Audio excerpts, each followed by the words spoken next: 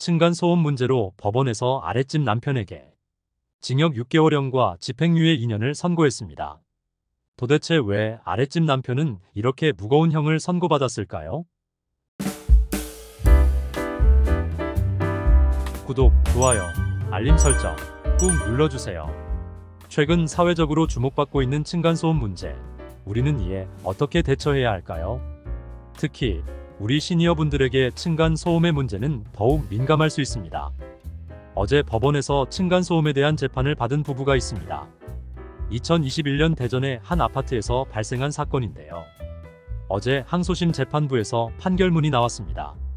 바로 층간소음을 일으킨 아랫집 남편에게 징역 6개월의 집행유예 2년이 선고되었습니다. 왜 아랫집 남편은 이렇게 무거운 형을 선고받았을까요? 이 사건에서 아랫집 40대 부부는 윗집의 소음에 대한 보복으로 아파트 천장에 스피커를 설치했습니다. 그리고 데스메탈 음악과 귀신 소리를 크게 재생하는 방식으로 대응했습니다.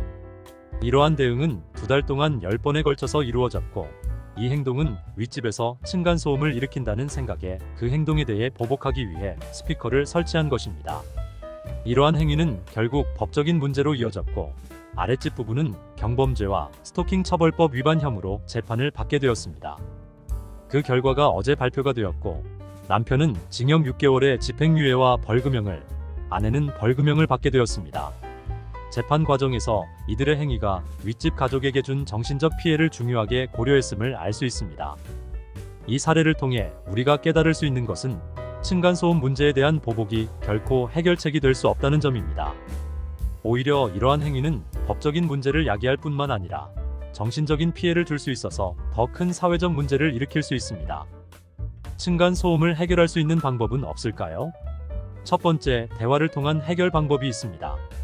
가장 중요한 것은 이웃과의 원만한 소통입니다. 층간소음 문제가 발생했을 때 직접 대화를 시도해 문제를 해결하는 것이 좋습니다. 감정을 잘 통제하면서 상대방의 입장도 고려해 대화하면 문제 해결에 큰 도움이 됩니다. 이 과정에서 불편함을 느끼신다면 아파트 관리사무소나 주민대표의 도움을 요청하는 것도 좋은 방법입니다. 두 번째는 적절한 법적 조치를 고려해보는 것입니다. 대화를 통해 해결이 어렵다면 법적 조치를 고려할 수 있습니다. 이 경우 층간소음에 대한 증거 수집이 중요합니다. 소음이 발생하는 시간, 빈도, 강도 등을 기록하고 필요하다면 소음 측정기를 사용해 증거를 확보하는 것이 좋습니다. 이후 법률 전문가의 조언을 구하거나 관할 기관에 문의하여 적절한 조치를 취할 수 있습니다. 세 번째로는 정서적 스트레스를 관리하는 것입니다. 층간소음으로 인한 정서적 스트레스는 건강에 악영향을 미칠 수 있습니다. 따라서 스트레스를 관리하는 것이 중요합니다. 명상, 요가, 산책 등을 통해 마음의 평화를 유지하고 가족이나 친구들과 소통하며 정서적 지원을 받는 것이 좋습니다. 필요하다면 전문 상담가의 도움을 받는 것도 고려해 볼 수 있습니다. 사실 층간소음을 해결하기 위한 방법은 너무나 어렵습니다. 각자가 느끼는 소음의 정도도 다르고 이해도 다르고 생활 패턴도 다르기 때문입니다. 그렇지만 우리는 함께 대한민국에 사는 국민이며 한 도시에 사는 주민이고 한 아파트에 사는 이웃입니다. 이 또한 얼마나 큰 인연일까요? 서로가 조금 더 이해하고 서로가 조금 더 배려한다면 이러한 문제는 조금씩 없어질 거라 믿습니다. 나부터 먼저 실천하고 배려한다면 층간소음의 문제에서도 그 상황을 악화시키지 않고 모두가 이 상황을 잘 풀어가리라 믿습니다.